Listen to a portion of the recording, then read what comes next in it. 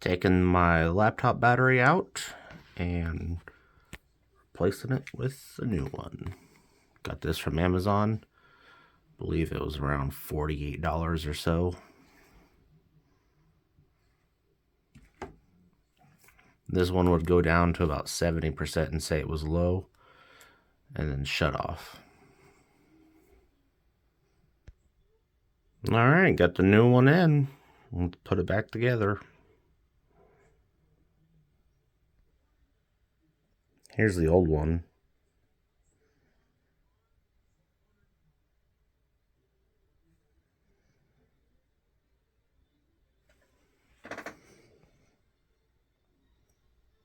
Come on, focus. Model number is the same.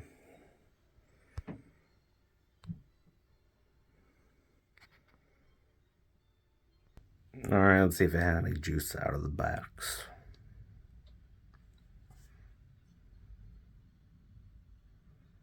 Let's turn it on. Alright, well, it's working, so let's see how she holds up. Techmaster 170, signing out.